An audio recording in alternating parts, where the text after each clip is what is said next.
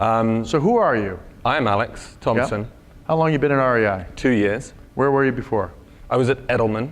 So you were one of those PR agency guys? I was a PR agency guy. Okay. And so what's it like 2 years in? Fairly life-changing, I would say, kind of going on to the inside. So REI is about $2.5 billion in sales, but it feels like a family company. And partly it feels that way because we're based in Seattle and we have these founders, Mary and Lloyd Anderson. Mary is 106 years old now, so she's still around. Lloyd is not, and I had this super weird experience the other day. I was shopping for a house, first time ever, and I stumbled into a house, and the house was beautiful, wonderful views, set in the outdoors. And I started walking around, I had this super eerie feeling. I thought, this feels very familiar, something's familiar about this. About 10 minutes into looking around this house, which I loved, I went into the basement, and the basement is where REI began. And this was the house of Mary and Lloyd, and it had just gone on the market. And I found myself in our founder's home, right where they kind of planted the seeds of the co-op that grew from then. And so the reason it feels weird being part of a co-op is that I've worked for a lot of the people who put their hands up saying I work for a multinational, a big private company. I moved from being in multinational organizations into this very kind of Seattle-centric, family-feeling co-op, completely different deal. You gonna buy the house? No. Although I did call my CEO and say, I think that this should be interesting to you. It would be too much. You can't live in the same home as your work. It's weird. Where am I? I don't know. But it was pretty emotional, actually. And the co-ops, I'm a member of the co-op. Yeah. Anybody here a member of the REI co-op? You got a few members. Thank you, guys. And there's 6 million members, I gather. Right. So how do you decide what you're going to focus on if you got 6 million people screaming they want something? By the way, he has not told me the questions that he's going to ask me, so the pausing is not me trying to, how am I going to decide what we're going to focus on? Yeah. Or how do you know once you decide to do something that you're not going to piss off 5.5 million of your members? I mean, the truth is we don't know. So we don't really look at any information or data on that question. And since I've been there, we've been making a series of steps, which are making a series of decisions, which are a combination of instinct and also just trusting the people inside the organization. So because REI is it's essentially a community-centric organization, a lot of the people we hire are the same people as our members. And so there's this very sort of organic bleed between the internal and the external. I will say that, so from a decision-making standpoint, there's a lot of intuition involved. At the same time, there's a pretty clear structure for decision-making. There's a framework, and the framework, there are 4, actually this is a theme that I was hoping to talk about today, which is structure really, really matters. So for REI, you have 4 measures of success, which are a bit different. So it starts with employee, the second is member, the third is society, and the fourth is business. So those 4 lenses of success are how we report our success not only to membership, but also to the board to whom we're accountable. And the board is obviously elected by membership as well.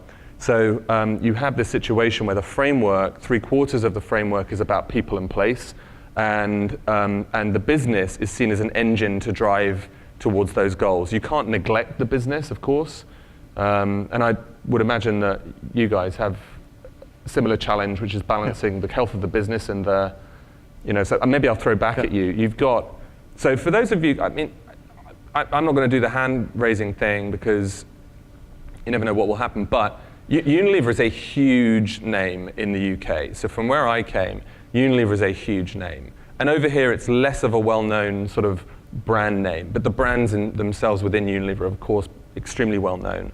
And as I was thinking about questions for Jonathan, it struck me that the founder story is an important story. And so I'm intrigued because Lord Lever, who's the guy that founded Unilever, is described, when you sort of read the materials, as having wanted to bring sanitation back to the people. So the phrase, I think, is make hygiene, is it commonplace? Yes. And by the way, he was talking about my people, the filthy English. And probably given my family, actually, when I think about it, because the name Thompson is from the northeast, and working class family. So it's probably people like my kind of forebears he's talking about. The question I wanted to ask you is, like, what evidence is there? Because I know that's been pulled through from a purpose standpoint today, and it's, got you guys a phenomenal reputation from a sustainability standpoint. But what evidence is there which is anecdotal or concrete that Lord Lever was doing things which were, if we go back to the theme of the program today, like difficult? Like, what were the difficult decisions that he was making and the other founders were making back in the day that planted the seed for you guys to talk about purpose, sustainability today? Yeah. Like, because I just sometimes we do a good job of pulling it through. And just a little bit about me. I was a bit offended when we started when he called me a rabble rouser, but I'm now in my 5th year at Unilever. I look after sustainability in North America, which is U.S. and Canada. 5 years ago, I was on a farm in Vermont, consulting on the side, kind of farming on the side, kind of checked out, quite honestly. I had been in corporations for a long time and wasn't getting what I needed, so I went to Vermont and got a call one night and said, would you like to come to Unilever?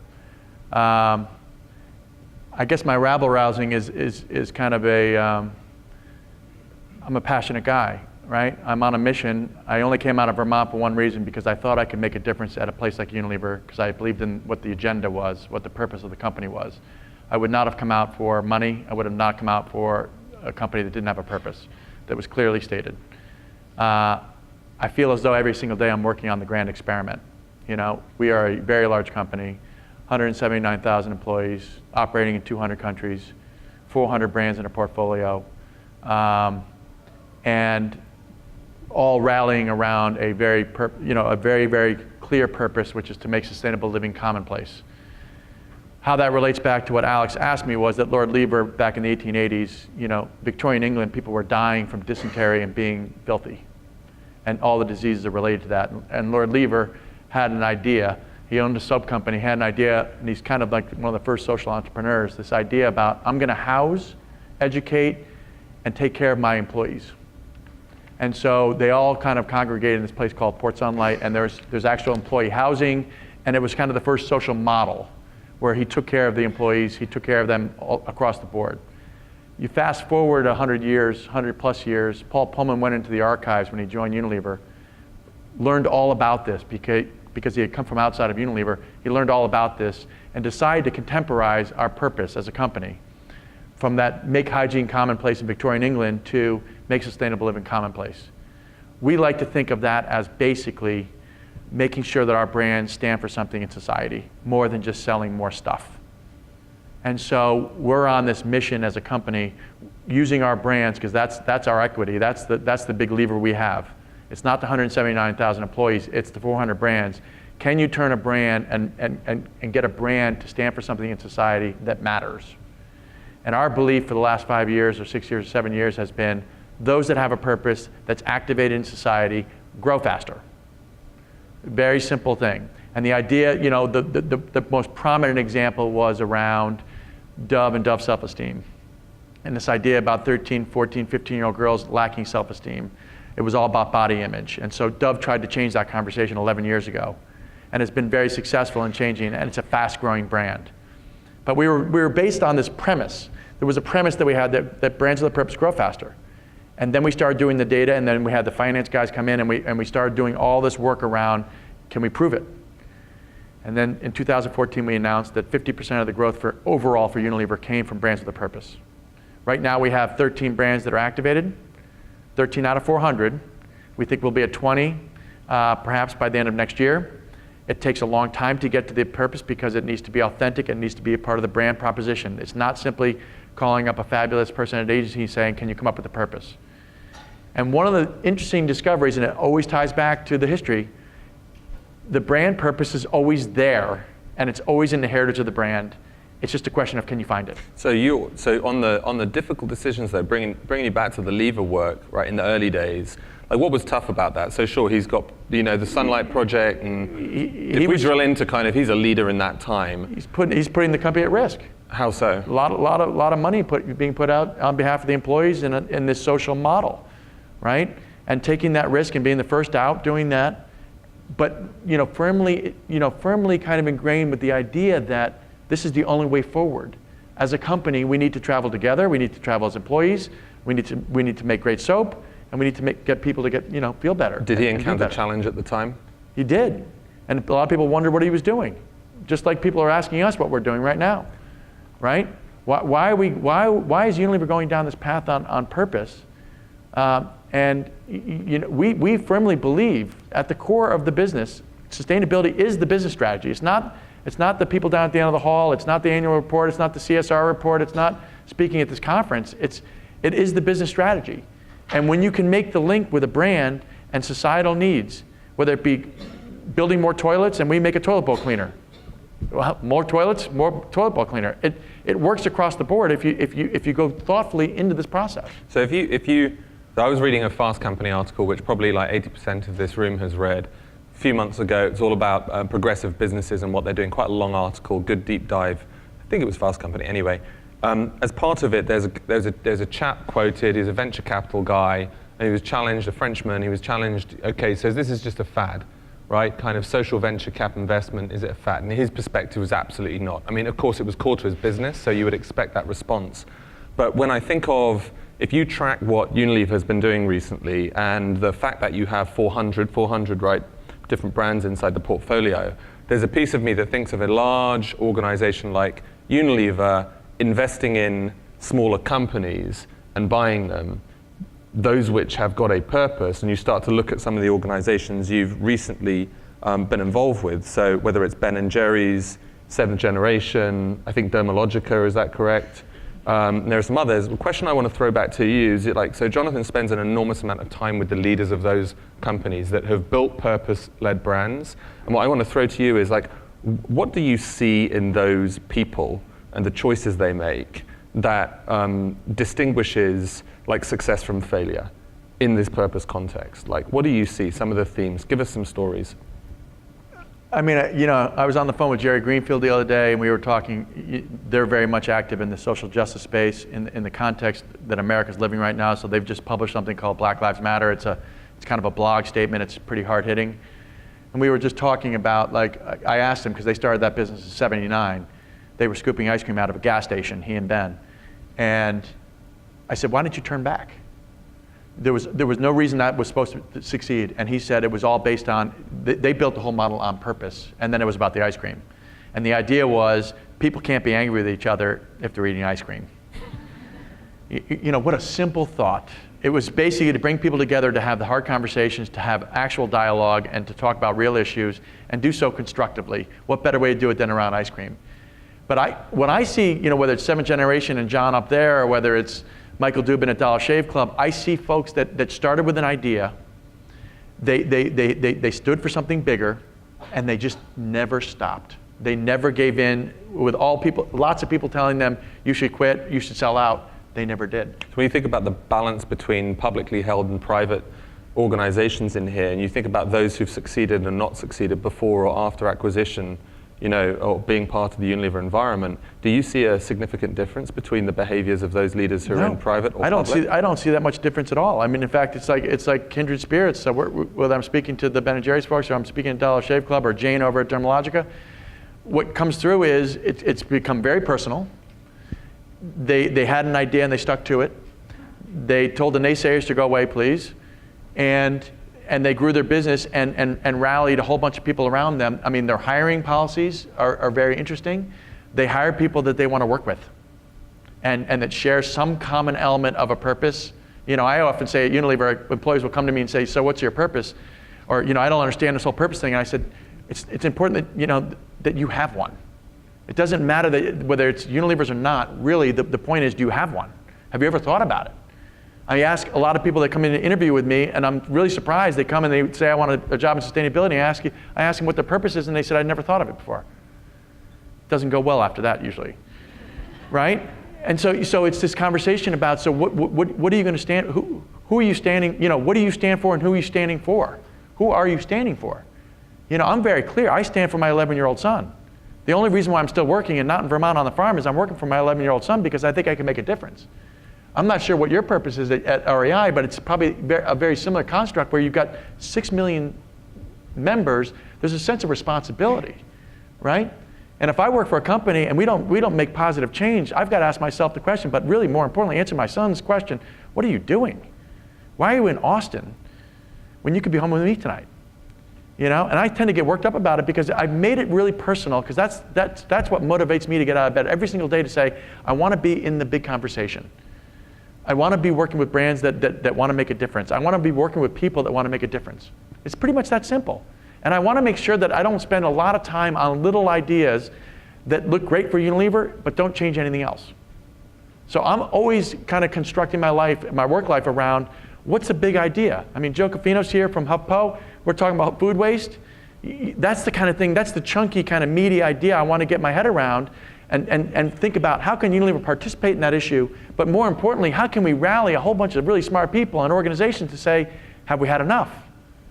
Or are we going to continue to talk about this? I mean, I don't want to see another stat about food waste, 50 trillion tons and all these people. I got 16 million kids that are going to go to bed hungry tonight in the United States. And we sit here and say it's okay. I don't think it's okay. I don't know what you guys are doing, but I just don't think that's okay. And so that's why I get up every day to say, damn it, I want to be a part of that solution. I don't know what it is. I'm not very smart, but I tend to network with a lot of really smart people to say, have we had enough? Let's do something about it. Sorry about that. I lost my mind. So when I get to that place, where do you get to that place? I mean, you've done this opt-out side thing that, you know, has changed, I think, the way a lot of us are thinking about commerce and the way people buy things, and it could be circular economy, it could be consumption. When you get to that place I just got to, where are you? What are you talking about? What are you doing? It's funny, my motivation comes from a slightly different place, to be honest. So we put out a film today, or was it yesterday? What day is it? Yesterday. Tuesday, yesterday. It's called Paul's Boots, and it's a story about a man who died of heart failure before he could fulfill his dream of hiking the Appalachian Trail. And he's an Australian guy, and the story opens with the voice of his wife, and the wife made a phone call through to the US and essentially said in a tear-jerking tone, my husband Paul desperately always wanted to hike the Appalachian Trail.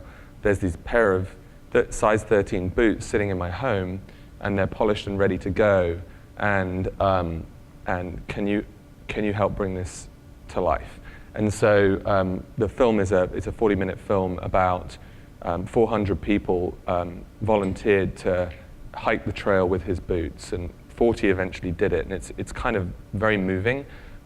To your question, you cried. I cried in my hotel room last night watching I'm an Englishman, this film. And I'm not supposed to, but I do. And it's tear-jerking, and the reason it's the preciousness of life that is essentially my driving motivation, the idea that you would waste the minutes that you have.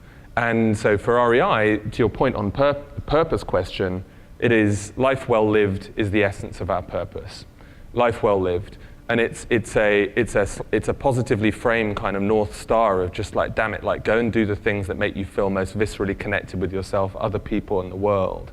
And make mistakes while you're doing it, and get out there and be that person, and sort of have your sort of skin fizz and tingle, do that stuff. You watch this film and you see the people who are reflecting on themselves, the choices they've made, and reflecting on the question of what they could do were they to apply themselves. And so to your point, my motivation comes from a place of feeling like I was, like joining REI, I felt like I was wasting my hours. I thought I was waking up in the morning and I was wasting my hours on the wrong problems, and I was very frustrated by that. And I felt that if there is something I can do to at least give people the permission to think differently, the permission to operate differently, the permission to go and change things, then I can nudge the system a little bit. And I don't have the view that I can nudge the system a lot, but I do have the view that lots of different decisions to act differently add up to fairly significant change. So when you go to the opt-out side example, just a year into the thing, and you're sort of like, I've never worked in retail before, and I'm speaking with the board and basically saying, yeah, we should like forego millions upon millions of dollars of sales. This is like a weird conversation to have with people about kind of stewarding a business that's been around for 75 years. But what I learned from that was that it takes some pretty phenomenal leaders to make decisions like that. And I don't count myself among that number. I do count our CEO and a couple other folks whose necks were super on the line among that number. And essentially they went to your earliest question, how do you balance the risk, reward, and so on and so forth? Well, my view is you don't think about risk mitigation in those situations. You don't look at data and polling. You listen to your heart, you listen to your guts, and you think hard about where the impact should be, and then you go after it. And I learned from my CEO, I came to him and said, listen, we should do some pre-testing. We should we should benchmark kind of our awareness. And after he's like, you're missing the point, buddy. He's like, you're missing the point. We may get some, awareness about this, but fundamentally, if employees who've been stuck in our stores for 20 straight years are given 2 days back and then a weekend on the back of it to be with their friends, and they feel good about this, then we've done the right thing. Anything on the top of that is a bonus. And what was interesting to me on this is that the action that was taken was lauded by the advertising industry. I mean, it was never an advertising thing, but it was lauded by the advertising industry that has been incentivized to sell stuff. And yet they held up Opt Outside, which essentially was framed around let's think hard about why, let's think differently about commerce, let's turn our back on it in important times. And then this industry that's entirely incentivized to sell things raised it up as the single example of how they should be operated. It was like a mind-melding, weird thing to see happen. Yeah. I want to get back to something. I'm looking at the thing. 7:52, is that until the end? We should open up. We better open up here. I was just going to add one thing to your thing, to your point. Yeah. Which is it big enough? The big question is it big enough? What you're working on, is it big enough? So I often at Unilever am asked the question, we set targets and we have pretty ambitious and public targets around 50 or 60 issues. When we go to set them or reset them, the question is not how are we going to do this, is it big enough? And the idea is, if you have an idea about how to get to the target, it's too small. So pretty much every target we set, every single one I can think of, when we set it, we have no roadmap and no idea how to do it. So we've just now set the most recent one is carbon positive by 2030. It's got five pillars underneath it. We have no idea how we're going to do that as a business. Just think about, is it big enough? What you're working on, is it big enough? Is the company thinking big enough? Is it motivating you at the core, and is it big enough? And I think if the answer is no or maybe, I think it's time to reevaluate. All right, Alex. Mr. Confino. Mr. Confino. This eco-philosopher, she does this work where she goes to future generations. So in 100 years, when someone looks back to you both, and she works on the basis we did make the great transition. So there was huge troubles in the world, and it was really difficult, but eventually we made it. And they look back and they show appreciation. So they would show appreciation to you both and your businesses for leading the way. But then they would also show their sadness about how slowly you moved and how slow the movement was, and how if you'd acted faster, how we could have saved millions of lives and species. So if you were to really open yourselves and say, what could you have done that was much more, that was much deeper, that was much more ambitious, that was more radical, without the current constraints you have, what would it be? Alex? The 100 years thing is not a plant. Jonathan and I serve on the Sustainable Brands board together, but I invited Jonathan to join we call them like a trail chat. It's a full day, think about TED completely turned inside out and taken into the outdoors. And we had 10 speakers or conversationalists, and Jonathan was one of them. And we were asking, and it was a CEO was involved, and we asked a very specific question. If we were to make a decision today that would pay off in 100 years, when we're all dead, what would it be? To influence life outdoors and to ensure that life can be lived to its fullest. So we had this conversation. It's a conversation we're having in employee context. I think the 100-year frame is very powerful for that reason. We didn't come up with the answer. Sorry, I don't have that to reveal. But we are digging into it further. The issue that I have is we have 6 million members, but we have 15 million people on our mailing list. And I want to mobilize those people. And I believe that climate in particular is a thing that, sure, it's macro, but it's also extremely local. And I think that REI members could be a phenomenal kind of social science experiment that helps us to raise consciousness of what's happening at a micro level, but then stitch it together at a macro level in a way that could be pretty powerful. 15 million people is a large number of people. And so there's a piece of me which is sitting here as a communications person, knowing that actually mobilizing people practically kind of on a problem like that it's just enormously complicated. I believe we can do it, but I need to, on something like that, on an issue that's so specific, that's so politically divided in this country, I have to balance that with the government affairs guy in me, which just refuses to believe that climate and the environment is a Republican Democrat issue. That's just bullshit. And so from a strategic standpoint, I have to find a good way of bringing people across the aisle together, because go back in the history of kind of conservationism, of course Republicans in the history of the party have been heavily involved in that over the years. And right now there are scores of them inside Congress who are desperate to want to talk on this issue. So I have this issue, which is that I want to go fast on mobilizing the REI membership base, but I want to do so in a way that respects differing political viewpoints. So I don't want to polarize 15 million people like that. And that's a real problem for me. I can't solve it, so I'm looking for people to help do that. I loved your question, Joe, and I think about it often, and I think that I think it's a system issue. I think that what my dream would be that I have Ben and Jerry's at the scale of Unilever, that we create a social movement within Unilever, within corporates, within the population that says, damn it, we've had enough. And that we go at a whole different speed. I think we're all playing to the speed around us. And corporations like to say the government goes too slow, or that NGOs are a pain in the ass, or whatever. And it's time that we just, I think we need the social movement of our time.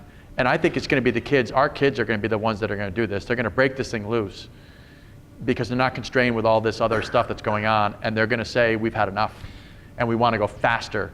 We're working on critical issues, but we're making incremental changes. They're positive, but they're incremental. How do we break out of incremental into, we're going to just solve that and move on to the next one, and we're going to just keep doing these things that matter?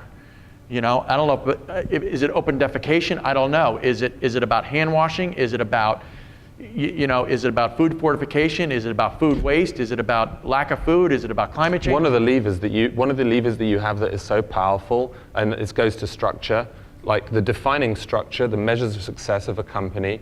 We can imagine those, and we can reinvent them, and we can put them in place. And when an organization like Unilever with 400 brands is acquiring organizations that are purpose-led, that may have a different structure, so I go back to we have 3 which are about people in place, 1 that's about business.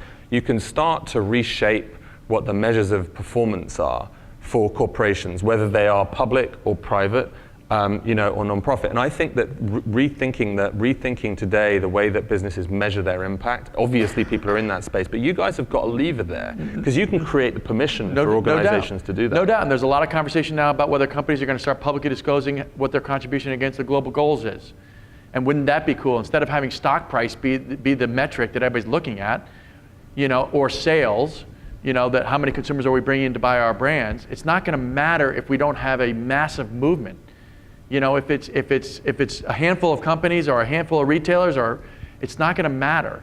So wouldn't it be cool if we were measured against what's our contribution to society as a main metric, where people would say, that's the kind of company I want to buy my products from, or buy those services from, as opposed to where is their stock price, how fast are they growing, what decisions are they making, because they're putting off the hard decisions to make the short-term goal, as opposed to saying, basically what we've said to Wall Street is, we're not going to play the same game anymore. We're playing a long-term game, and so we're not going to do quarterly earnings. We're not going to do all that same structure.